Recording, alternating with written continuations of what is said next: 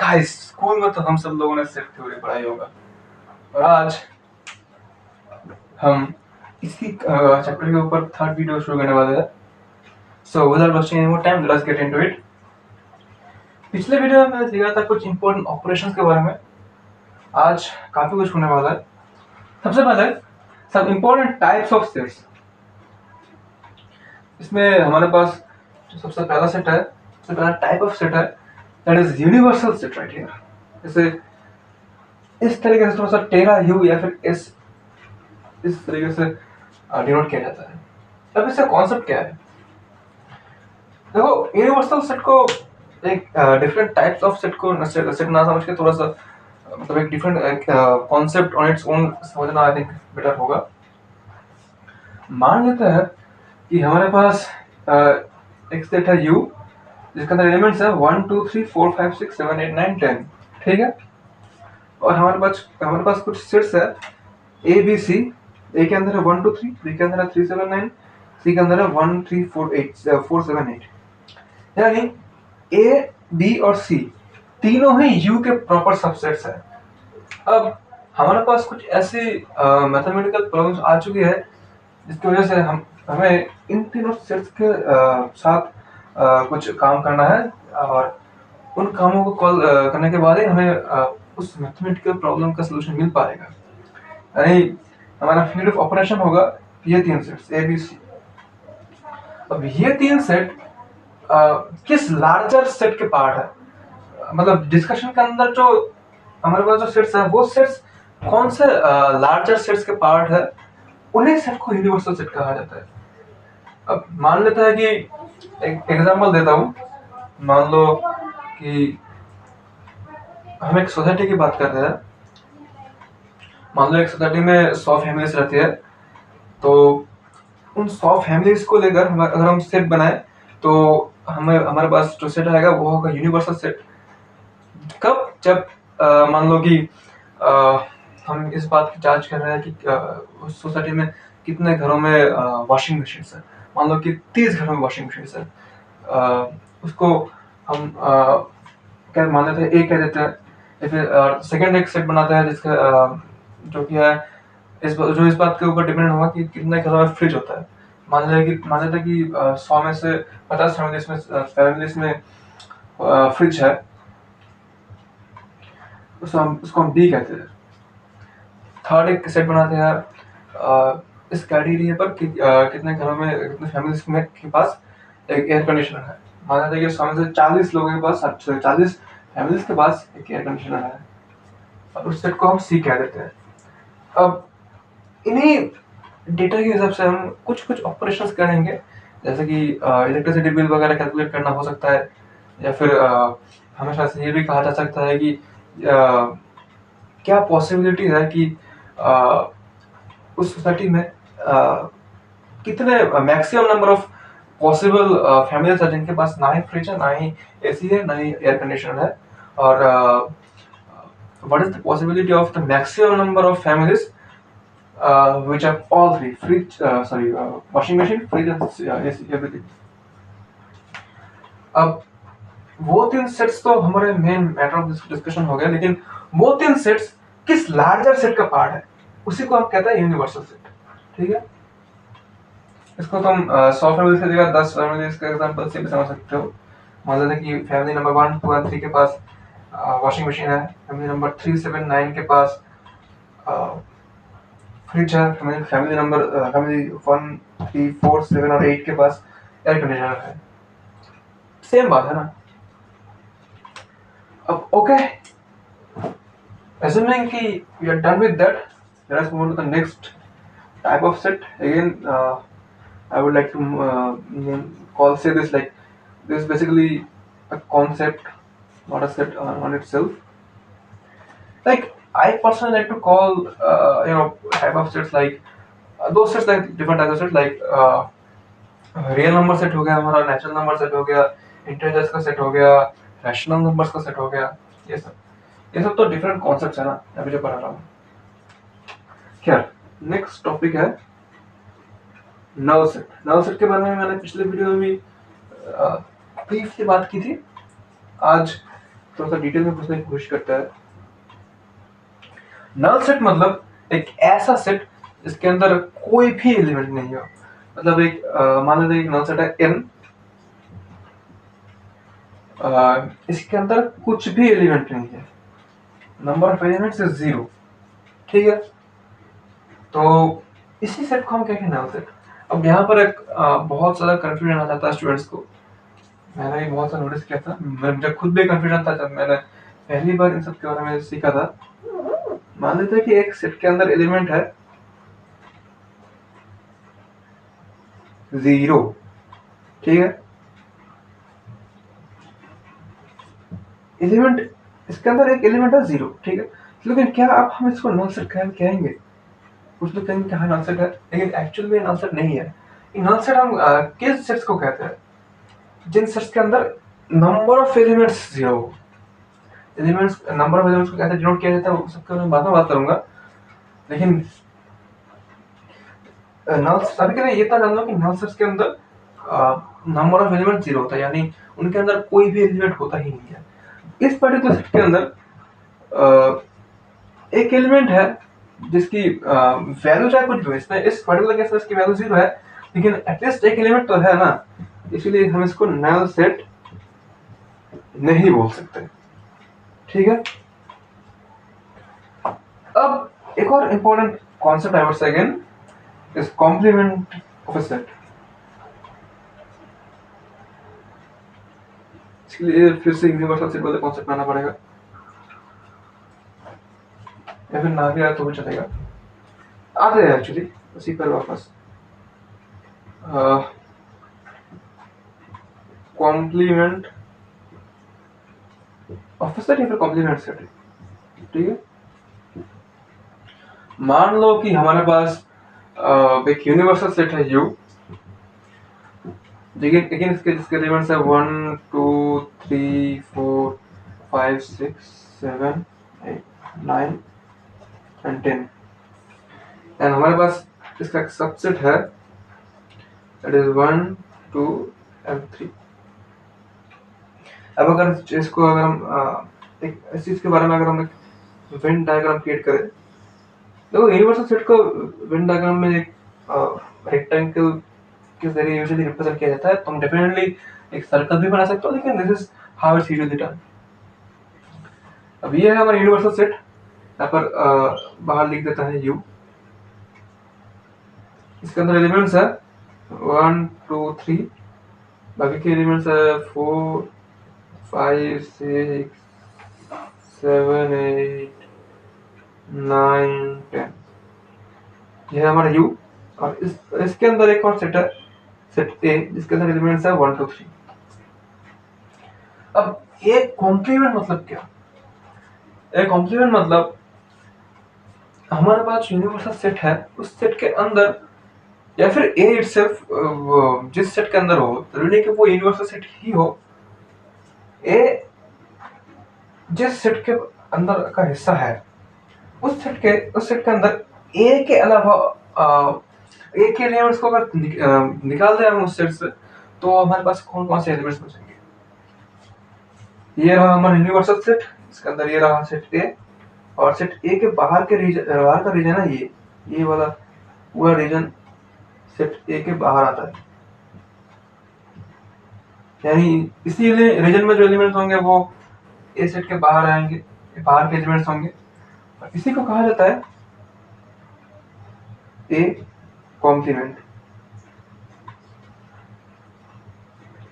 और इसे लिखने का तरीका ऐसा नहीं है, ऑफ कोर्स इसे लिखने का तरीका है ऐसा, A के ऊपर पावर के जैसे लिखता है ना, वैसे तरीके से सुपरस्क्रिप्ट में ऐसे लिखा जाता है A to the C, या फिर of course pronunciation A to the C नहीं होता, A कॉम्प्लीमेंट होता है, या फिर A बार ऐसा के ऊपर बार, ये भी A कॉम्प्लीमेंट है, या फिर A डैश, ये भी A कॉम्प्लीमेंट है, ठीक है।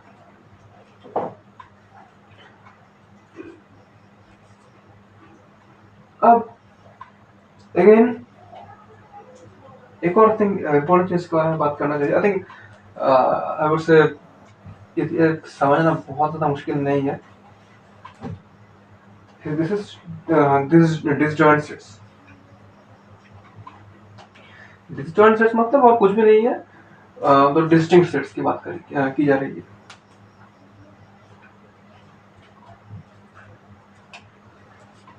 तो आई थिंक मैं एक चीज बताना भूल गया कि नल सेट को इस सिंबल से रिप्रेजेंट किया जाता है, phi, capital phi this is, and ऐसे लिख सकते हो स्मॉल फाई। यूजुअली तुमने देखा होगा कि इस सिंबल से एंगल को रिप्रेजेंट किया जा रहा है, लेकिन सेट थ्योरी में फाई का मतलब होता है नल सेट। ओके, नोट कर लो। अब एक और concept of set, type of set भी कह सकते हो, कंसेप्ट होगा आई थिंक ये, that is disjoint sets. Disjoint sets कुछ भी और कुछ भी नहीं है, those are nothing but two distinct sets। मान लेते कि हमारे पास एक यूनिवर्सल सेट है, इसके अंदर दो और सेट्स है ए एंड बी, और हमारा यूनिवर्सल सेट है ये कैपिटल यू, तो टेरा। अब देखो ये जो वेन डायग्राम हमारे पास है, इसमें क्या दिख रहा है? क्या ए और बी एक दूसरे को टच भी कर रहा है? इंटरसेक्शन तो छोड़ दो, क्या वो एक दूसरे को टच भी कर रहे हैं? नहीं ना। इसका मतलब है ए और ए के अंदर जो एलिमेंट्स है वो बी के अंदर नहीं है, और बी के अंदर जो एलिमेंट्स है वो ए के अंदर नहीं है। मतलब ए और बी इन दोनों में कोई भी कॉमन एलिमेंट नहीं है, यानी ये दोनों सेट्स बिल्कुल डिस्टिंक्ट है एक दूसरे से। इसलिए ये दोनों हो गए एक दूसरे के disjoint sets, disjoint sets of each other.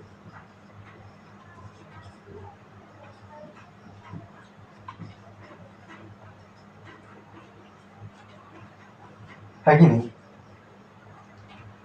Okay, done with that. आज के वीडियो में एक और चीज मैं बताऊंगा। मैं पिछले 2-3 वीडियो से बता रहा हूँ कि मैं डिफरेंट सिंबल्स के बारे में बात करूंगा, लेकिन ऑनेस्टली इन वीडियोस में बहुत सारे सिंबल्स के बारे में बात करना तो हो ही चुका है। अब देखो, सिंबल्स के बारे में अगर मैं डायरेक्टली बात करूंगा तो शायद से उतना मजा नहीं आएगा। अगर मैं ऐसे डिफरेंट टॉपिक्स को समझाते हुए सिंबल्स की बात करूँ तो आई थिंक उसमें ज्यादा मजा आने वाला है।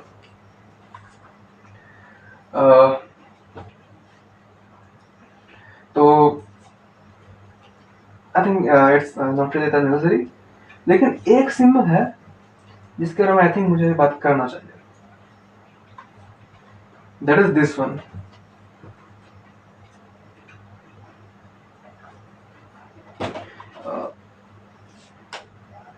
दिस सिंबल एक सी है, जस्ट सी के बीच में से ऐसा एक ऐसा निशान, मतलब ऐसा कि एक तलवार लेकर हमने सी के पेट में छेद कर दिया है, ठीक है। अब ये सिंबल, इस सिंबल को कहते हैं belongs to.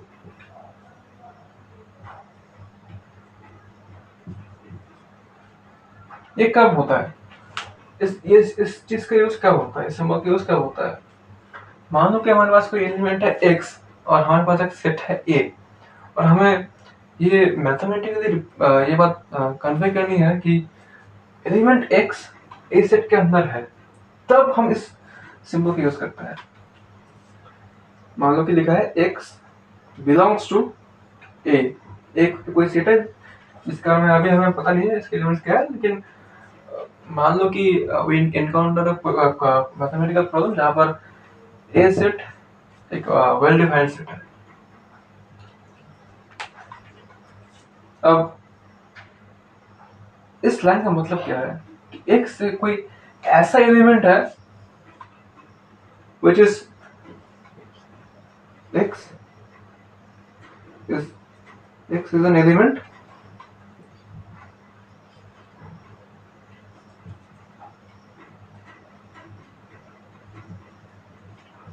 which is inside of a, ठीक है, नोट कर लो। और एक और सिंबल के बारे में एक्चुअली तो इसी का एक और वेरिएशन आ जाता है, x डज नॉट बिलोंग, तो यहाँ पर बस मैंने बिलोंग्स टू सिंबल के ऊपर एक और तलवार चला दिया है। इसका मतलब है कि x does not belong to, this time doesn't belong to A, which is not inside of A। इसका मतलब सिंपल है, x ए सेट के अंदर नहीं है। ठीक है, अब एक और इम्पोर्टेंट सिंबल के बारे में बात करूंगा। ये वाला तो बिलोंग्स टू का नेगेटिव वर्जन हो गया बेसिकली। एक और सिंबल है important, that is for all.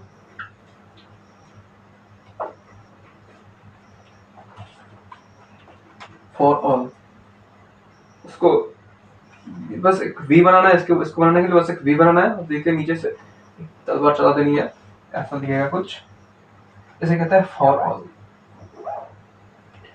इसका क्या मतलब हुआ? मान लेते हैं कि हमारे पास एक कंडीशन दे रखा है कि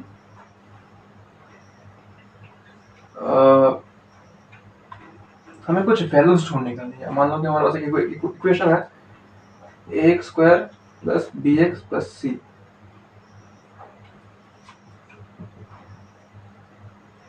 फाइंड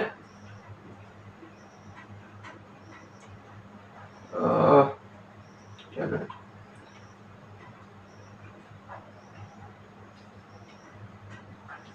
फाइंड ऑल द, लिखते हैं find all the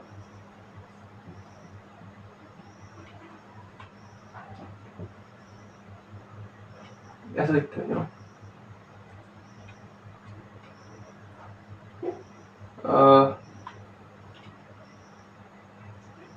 x square plus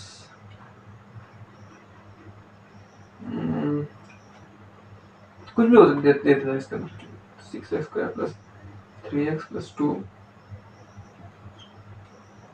0। मुझे नहीं पता ये इस इक्वेशन के रूट्स रियल होंगे या नहीं, असूमिंग कि इसके इक्वेशन के रूट्स रियल होता है। ये तो बस एग्जांपल के लिए मैं दे रहा हूँ। Find all the possible values of x for all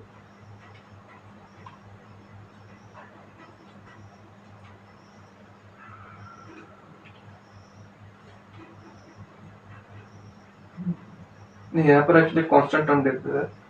for all c belongs to this set 1 3 9 11। इस लाइन का मतलब क्या है कि हमारे पास एक इक्वेशन है जिसके अंदर से हमें x की वैल्यूज को निकालनी है, लेकिन प्रॉब्लम यह है कि हमारे पास एक कांस्टेंट टर्म है c, इसकी वैल्यू हमें नहीं पता है। लेकिन देखो नीचे इस लाइन को नोटिस करो, यहाँ पर लिखा है for all c belongs to this set. इसका मतलब क्या है? फॉर ऑल मतलब हर किसी के लिए, मतलब इस सेट के अंदर c belongs to this set, मतलब c की वैल्यूज हमें इस सेट से लेनी है और इस सेट से c की एक एक वैल्यूज लेकर इस इक्वेशन में पुट करनी है और फिर इस इक्वेशन को सॉल्व करके उसके वैल्यूज को निकालना है। आई थिंक यहाँ पर कुछ अनरियल चीजें आ जाएंगी, इमेजिनरी चीजें आ जाएंगी, लेकिन खैर एक्चुअली यहाँ पर एक बड़ा टर्म देते हैं तो इससे प्रॉब्लम नहीं आएगा। 18 अब सारे के सारे रूट्स रियल आने वाले हैं। बेसिकली ये लाइन क्या क्या रही है कि हमें इस सेट में से, let's call this capital A, this capital A, हमें इस सेट में से c की एक एक वैल्यूज लेकर इस इक्वेशन में प्लग इन करनी है, फिर इस इक्वेशन को सॉल्व करना है और सॉल्व करने के बाद हमें x के वैल्यूज को निकालनी है। और ये काम हमें for all c belongs to this set, c belongs to A के लिए करना पड़ेगा। यानी इस सेट के अंदर जितने भी इस सेट के अकॉर्डिंग c के जितने भी पॉसिबल वैल्यूज हो सकते हैं उन सबके लिए हमें एक काम करना पड़ेगा। और इसी चीज को डिनोट करने के लिए, इसी चीज को मैथमेटिकली कन्वे करने के लिए इस सिंबल का यूज किया जाता है, फॉर ऑल। तो आज के लिए इतना ही। And I'll see you guys tomorrow. Until then, keep learning.